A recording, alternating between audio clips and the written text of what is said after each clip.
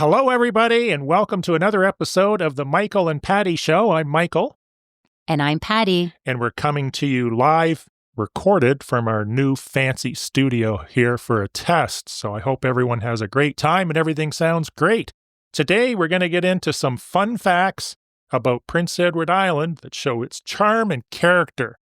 I'll do the first 5, and then you can do the last 5. Sounds like a plan. Or would you like to do it the other way around? Nope, you can start. Or would you like to alternate them? No. Number 1, home of the giant lobster roll. Did you know that? No, I didn't. Well, it is. So if you love lobster, come to Prince Edward Island. On every corner, you're going to be able to find lobster sandwiches and seafood, just about in every restaurant, right? Most restaurants you can find a lobster roll, and usually pretty good. We're the birthplace of Confederation. And one day, House of Confederation, the renovation will be done because it seems like it's been going on for 20 years. Yes, it's been going on just after I moved here is when the scaffolding all showed up on the outside of the building. 15 years ago. 16 years this year. Boy, that federal government knows how to get things done. So it's the birthplace of Confederation where leaders met in 1864 to lay the groundwork for Canada as a nation. Did you know that?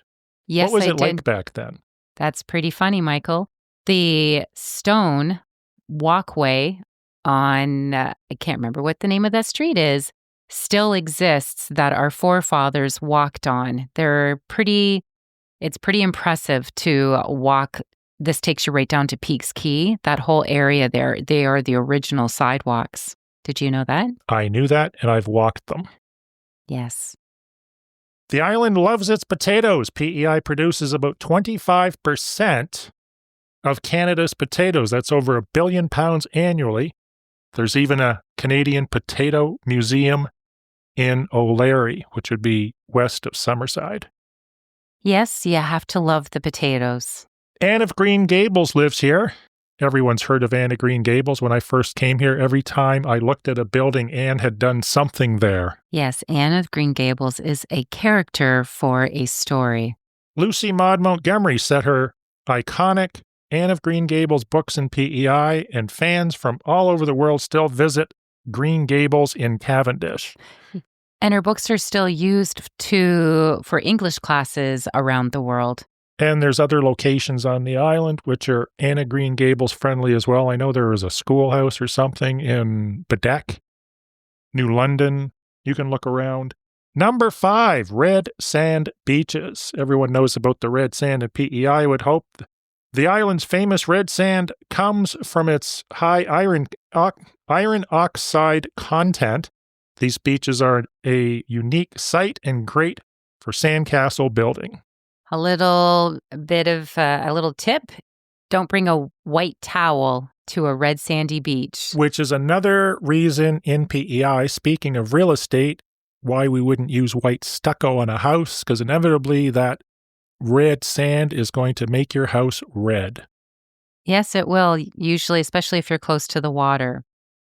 Number 6, the Confederation Bridge is massive. At 12.9 kilometers, it is the longest bridge in the world over ice-covered waters, connecting Prince Edward Island to New Brunswick. So it is something to behold and see, and many people buy properties on Prince Edward Island that actually have views of the Confederation Bridge. It is so impressive. Confederation Bridge, a view thereof, a wharf, and what else? A lighthouse. Those 3 things, if you have them in a property in PEI, and the bridge view can't be like right in your face, it has to be somewhat distant. Say Augustine Cove, Cape Traverse, going the other way, Union Corner. If they have that, people will pay for that view of one or more of those things. Most, not everybody, likes the marvel of a man-made bridge, as I have come across clients in the past that said the bridge doesn't do anything for me. But number 7, you can dig for clams. Visitors can actually dig for their own clams, mussels, and oysters on the beach. And some tours will even cook them for you right there. Now, I will give another little tidbit tip that a fisherman had informed A client What of was mine. his name? I am not giving out names. How tall was he? I don't. Well, I do know how tall he was, probably close to 6 feet. But the little tip, if you're coming here to Prince Edward Island, you can probably pick one of these up at the dollar store, is a toilet plunger. You take that to the beach and you can actually use the plunger to extract or bring the clams to the surface. Number 8, shellfish royalty. PEI oysters are world-renowned, especially Malpec oysters, which were once voted best in the world at the Paris World Fair in the 1900s. I didn't know that, Michael. Number 9, more than 90 beaches.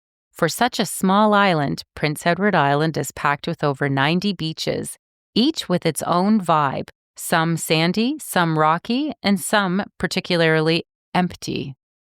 Number 10, Prince Edward Island has a vibrant arts scene, from summer theater festivals to, I don't know how to pronounce this, CEILIDHS. That's a word I could never pronounce. Thanks for giving this to me. Kitchen. Kaylee. Is that how we... Kaylee. We don't even know how to pronounce a word. Kitchen parties with music. The island is buzzing with creative energy all year round. And there are many artisans. It just seems to attract that from people you'll see with their art easels, drawing the sunset over a beautiful beach setting, to the moon up in the sky, dancing on the ripples on the water. It's such a beautiful place, and lots of artisans come to take advantage of the quilted landscape and the beautiful landscapes that we have during sunrise and sunset as well. So for more fun facts or something themed, you can look into history, food, quirky laws, etc. if you are looking for some more fun things about Prince Edward Island. I actually looked into the history and there was some really bad stuff. Okay, well, we won't go there. Just bad in the sense that, taking over the land from people that were here and things like that. It didn't make for a very uplifting podcast. No, and it doesn't sound very respectful. Open houses. What do they really mean? We've talked about them before, but this time I had my personal assistant, Chat GTP. Did I say it right that time? GPT. GPT. I don't know why I keep calling it GTP. Many people do. I'll stop doing that. So what does my little chat friend say about open houses? They're a lead generator for the agent. In other words, they get to put their open house signs all over the place within 30 miles of the property and have their name on them, if they're smart, and advertise an open house. Keeps the seller happy. Boy, your overpriced house that's worth $300,000 you have on for $750, that open house is going to sell it. Not. Yes, and it does. It pacifies, especially if you don't have an extensive marketing plan. Test the market. I don't know what my little chat friend means by that, but I suppose an open house, in a sense, if it was something very interesting, you would have offers. I find, from my experience having done many, many open houses, the open houses that are most active are those houses that are like 5,000 or 6,000 square feet. They're 100 and something years old, and people just come to take a look at the architecture. What about you? Yes, sometimes they come for building ideas. It's a house that they want to replicate, so they'll come to an open house for that. Decorating ideas. There are those who, I know when I got into the real estate industry back in 2010, were at every open house, because that's what I used to do as a realtor to make myself visible and known.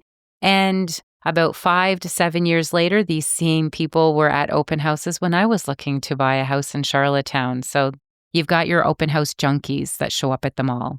It also provides marketing and exposure for those agents that don't have tens of thousands or hundreds of thousands of dollars to market your home properly. A $50 open house sign will suffice. Yes. Yep. Or free, because some brokerages provide an open house sign. So the most they have to do is just advertise it on realtor.ca, which costs them nothing and their time to show up in a few printouts. Chat GPT is being sarcastic, saying sometimes they actually work. Haven't for me, What about you? How many houses have you sold in an open house?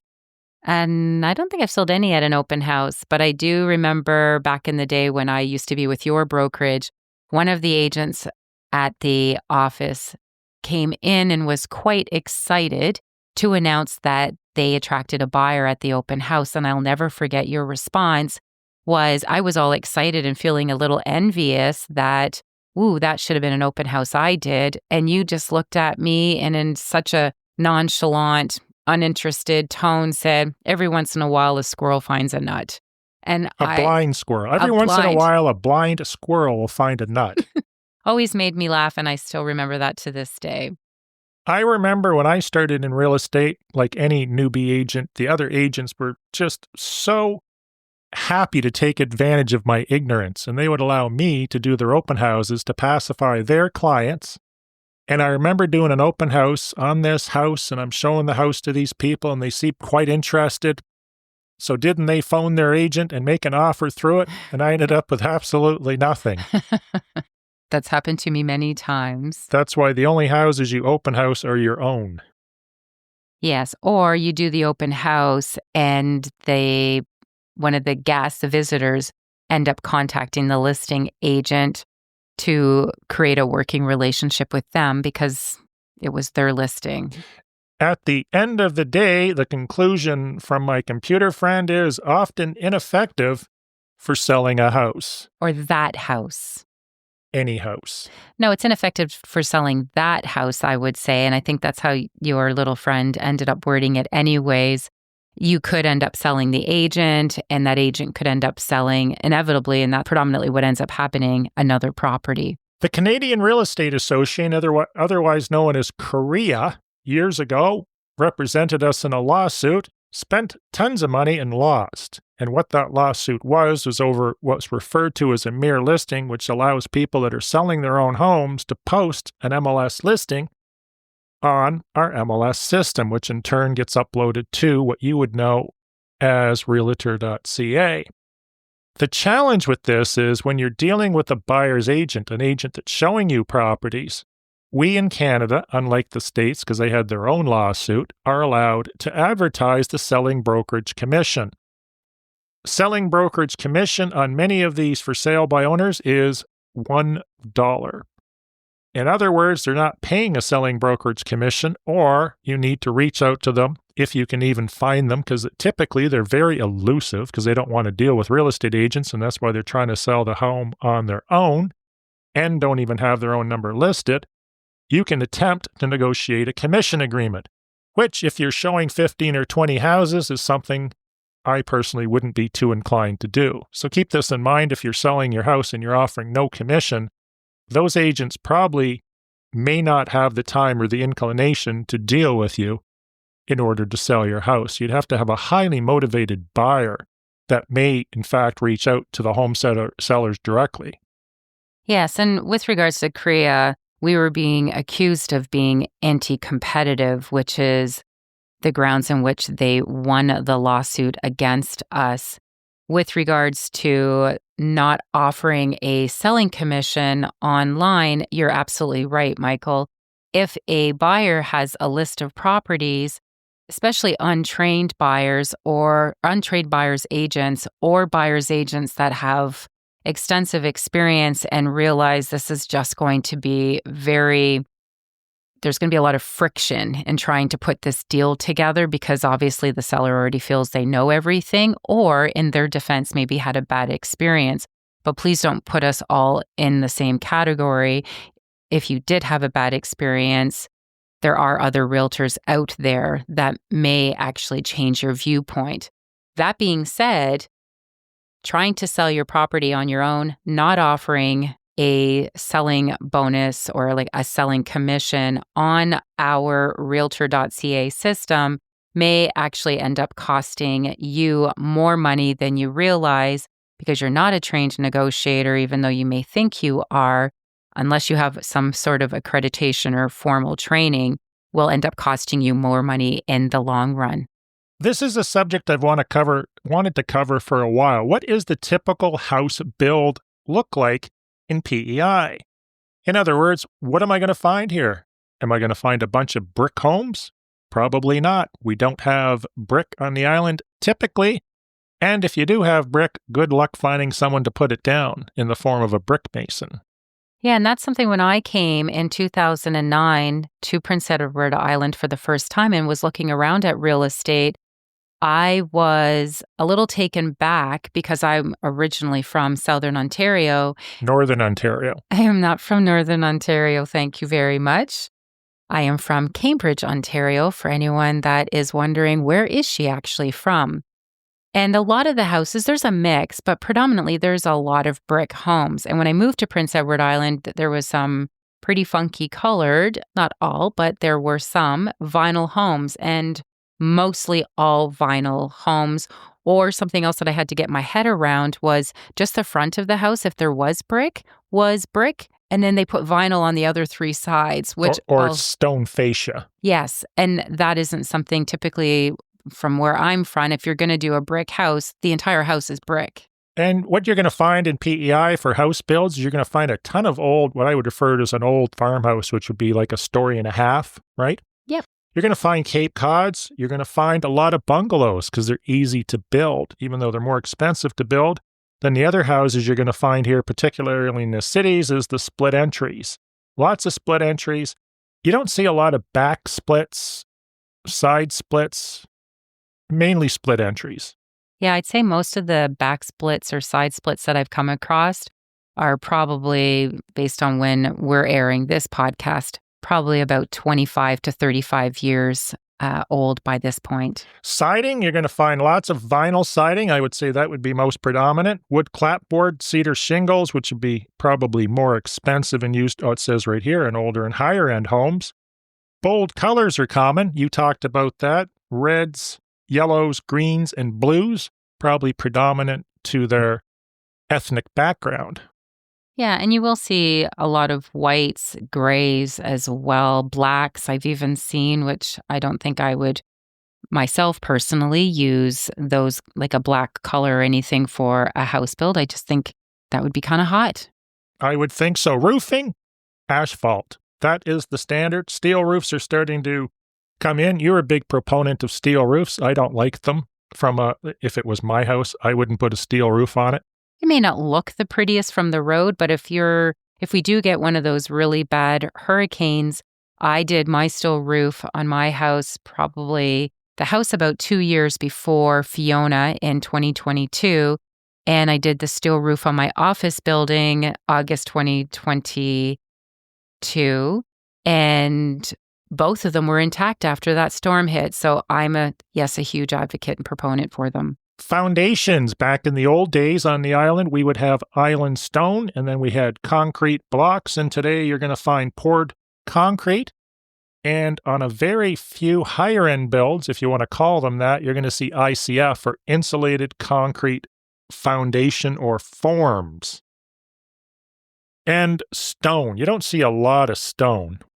No, but the houses, again, now we're back to the older farmhouses that have that old island stone, and some, I know of one that is in the New Glasgow area, and it's got the giant island stone blocks. That's worth a little bit of money today, and it's quite impressive to see how that would have been constructed. Those rocks would have been very heavy for them to be constructing that home, so it would have been an impressive home back in the day.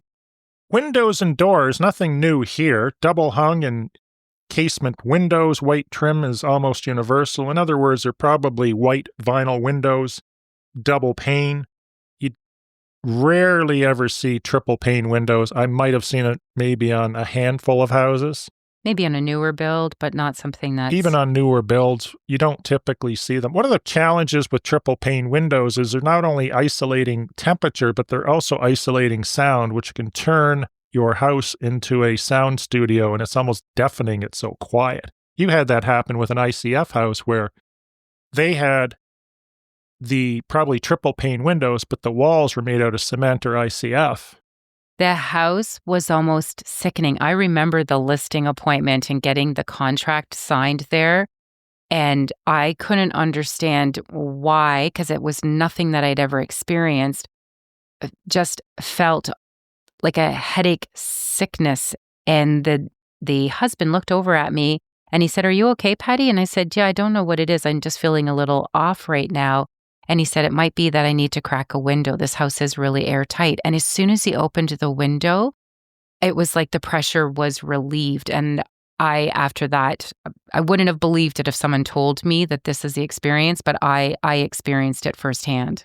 I had a house listed in the Rustico area, and it was a bungalow, but even the floor was cement, the walls were cement, triple pane windows, and they had to keep a window cracked open even in the winter because it was so isolating. So something to keep in mind, you're typically not going to find that in too many builds. You had your finger up. Yeah, I was just going to say, with regards to bay or picture windows that are common in main living areas, something that maybe our buyers may not be aware of is you will pay a little bit of a premium on your insurance because those are more expensive to replace in the event that you did need to make a claim. More liability there from storms too. Correct. The layout. Typically your house is going to be 3 bedrooms.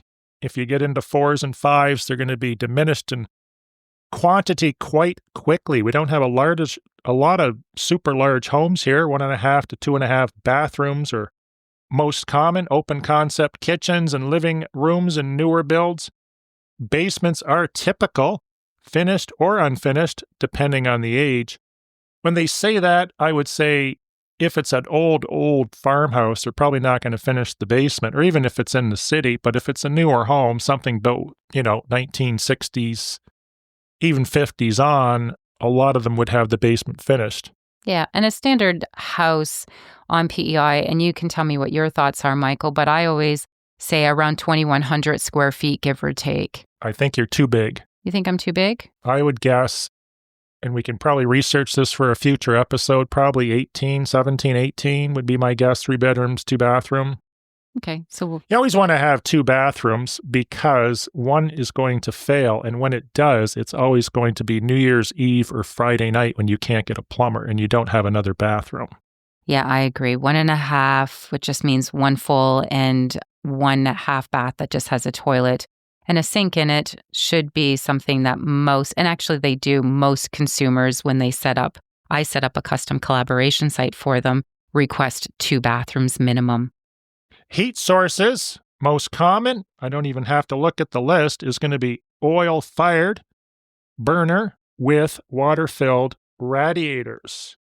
More modern houses, you're going to see heat pumps. You're also going to see in some homes wood stoves, propane fireplaces. We do not have natural gas here that's piped in. And they say here newer builds often go for full heat pump systems. I don't think I've seen a house with just heat pumps. Yeah, I have. A newer one, probably about 2 weeks ago, it was just a heat pump system. I would be leery when it's January and that heat pump system doesn't work, although the newer heat pump systems are a lot better than they used to be. But it used to be you'd have to have a backup, whether it's a propane fireplace or something else. Yeah, and when you say you have to have a backup, it's an insurance company requirement, typically. I wasn't aware of that, but I do know heat pump technology, from what I understand, was invented and used down in the southern states, and then it migrated up north, and they found out it wouldn't be conducive to our Arctic weather. And they discovered this in January, February, and that's why they needed a backup source, which would usually be in the form of electric heat or like an electric radiator or a propane fireplace. Yeah, propane fireplaces are quite popular and common too. Garages. On a scale of 0 to 1, how popular are garages in PEI? I would say they are popular for people who are migrating to the island, but I don't find islanders they don't really care. I've actually had one client many years ago when I was saying, you use your garage as, for storage. And he just called it an above ground basement. And he found it stupid to put your car in. I don't think I've ever been anywhere in my life where there's such a lack of garages than in Prince Edward Island. So what I tell people, if they're setting up a search, and I'd love to hear your input, never specify must-have garage. A garage is something you can always add to a property, and by adding that in a search term, you're going to eliminate a lot of houses. Yeah, it depends though if you're looking in the city, as much as it seems like it could be an easy addition. I had a property under contract subject to the approval of the city. I'm not looking in the city. Okay, well, if these are rural properties, that's something different. But if it is a property in the city, just in case one of our listeners might think, oh, well, I'll just expand my search and see if I can include one. You do have to get a building approval, and not all city lots will allow or approve a garage on the property. Good point. I was looking at a really nice house that would have been a perfect flip, and someone actually did buy it to flip it. And they had much better vision than I have, which is none. And what they did is they put in a garage at a 90-degree angle to the front of the house, and it actually turned out looking super slick. So it's something to consider. I hate garages that are at a 90-degree angle because every time I see one, they've either backed into the mid-pillar, side pillar, or the door trying to maneuver at 90 degrees to try to get into their garage. But it's an option. It's an option. And yeah, I'm not really a big fan of them, but that just means I won't be the one buying that house. Yard and landscaping. Large yards. I would have to say that is correct. I remember living in my hometown, which is Burlington, Ontario. By the time your neighbor would back out of his garage, his car would be halfway across the street and in the park. They're that much on the road. Here we do have relatively large yards. Of course, they would diminish in certain areas of downtown Charlottetown or Summerside. And what do they say here? Decks, sheds, and garden plots are popular. Would you say that? I don't know if most people have a shed and a deck. And I guess if you're going to refer to a garden plot as having a flower bed out the front of your property. Or they could be using the English term of garden, which means yard. Okay, perhaps. I would say yes, most people have all of those checked. Trees are often used as windbreaks, typically in the country. Well, even in the city, I mean, I know on my property, I am so grateful for the trees that surround it because, I mean, I can be at home leaving my property thinking, why is the news saying it's so windy out there? It doesn't look that bad. And then only to drive into town and realize how strong the winds actually are and how much of a windbreaker my trees around the property really do create and shelter. Trees also on properties create a filtration system. If you are talking about rural properties on your own well water, they are a great system with the root system in the ground to help filter the water and keep it clean. I didn't know that. So that wraps up what you're going to find in PEI as a typical house. A search that your agent or broker will set up will invariably show you how many houses fit within your parameters. Next, we're going to talk, actually, before we get into the next topic, I think the main things I would look for in a house, and then you can tell me what your list is. Foundations. Our soil is very porous, and I want to make sure that there's no river or indoor pool in my basement. Number 2, I'm going to be looking for plumbing, particularly from the late 90s, early 2000s that was problematic, like Kitech. I'm going to check out the electrical panel for amperage wiring, see if it's copper. Same with plumbing. Is it copper? Is it plastic? And that's about it. Structure, of course. I want to make sure that when I'm walking around the house, I don't feel like I'm drunk and I'm falling all over the place, because if you put a bowling ball on the floor, it's going to fly through the wall because it's so unlevel. Yeah, and that's something too, if you are looking at properties and you do happen to have a marble or two, might be good just to throw in your pocket so that you can test some of the floors in properties. There might move a little bit, but if it rolls all the way to a corner or a sidewall, you might have some issues there and want to take a little extra time down in the basement.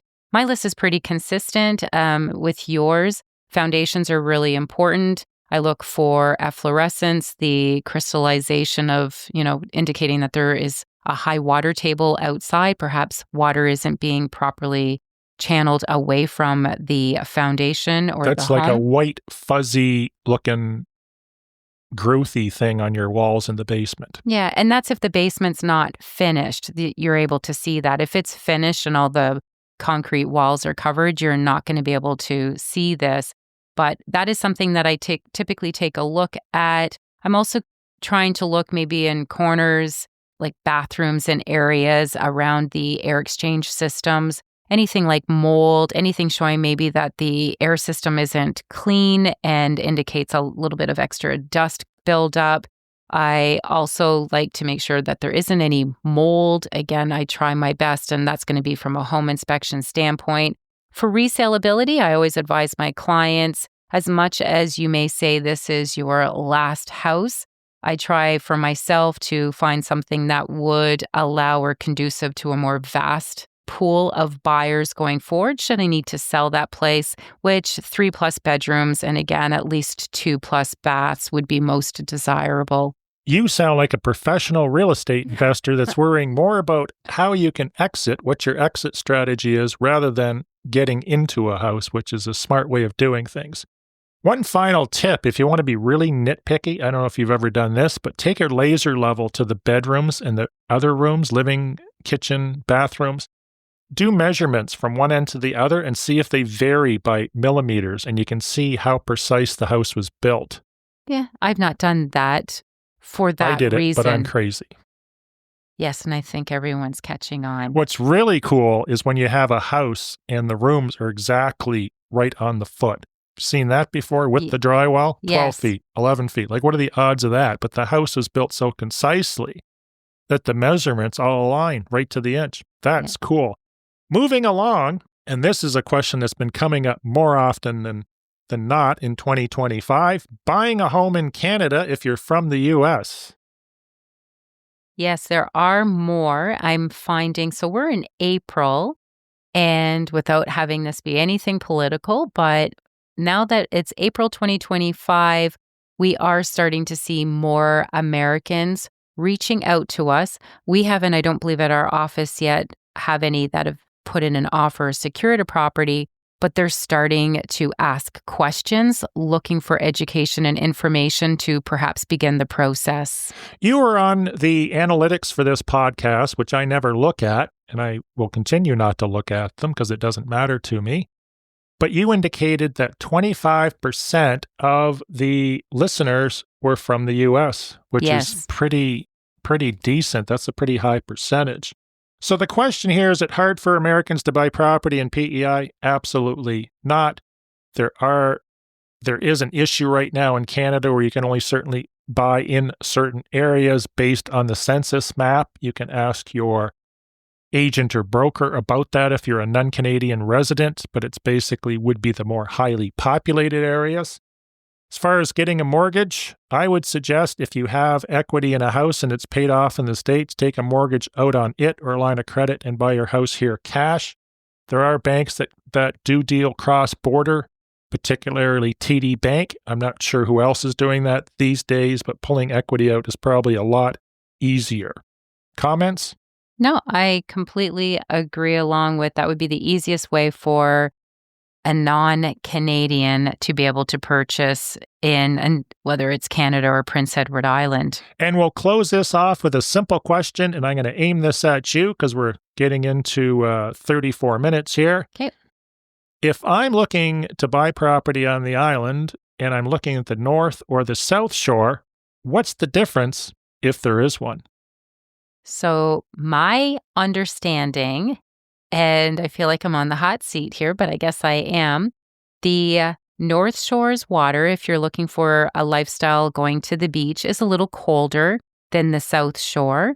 If you're a seafood junkie and you want to live close to where the seafood, go down to the local marina or harbor to be able to purchase directly from the fishermen when they come in, I have been told that seafood from the North Shore, because of the colder water, is sweeter. It is a better tasting than the South Shore. So if you're a fisherman, I'm sorry, but this is just information that I've been told. So if you're fishing off the South Shores and you think your seafood catches are just as good as the North, I apologize, but this is the information that has been shared and provided with me. Your thoughts, Michael? My thoughts are the North Shore is colder water. You have higher undercurrents. You have more of a prolific ocean feel with the whitecaps and the wind. You can notice the trees are usually at about a 30 degree angle in certain parts. Erosion can be higher. You can check the map on the provincial website for that.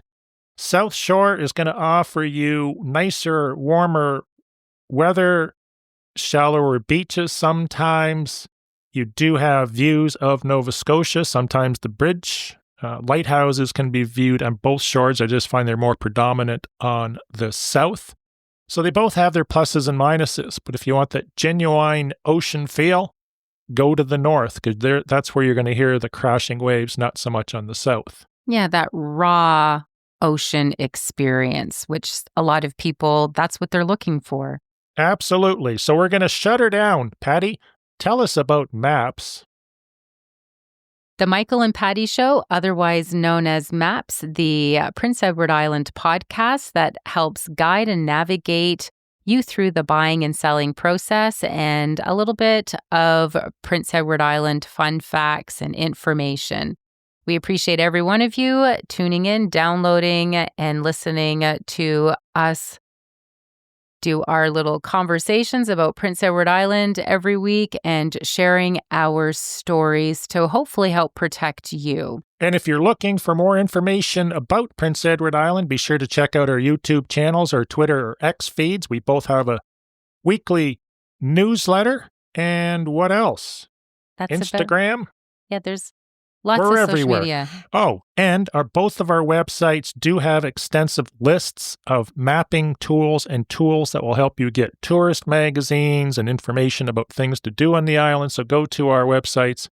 On my website, you click on links. What about yours? I don't know how to get to. So you have specifically on the top. I'm going to look that up. Don't go to Patty's website. There's nothing there. It's an empty abyss. Abyss? I do have Powerhouse Realty has what's called a link tree. It is a software program that I guess was originated and developed in Australia.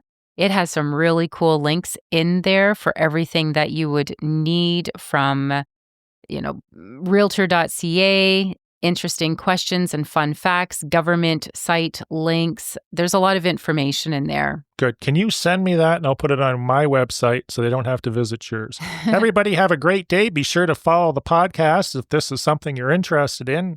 Give us a 5-star rating and any feedback. Thanks again for listening. Enjoy. Have a great day.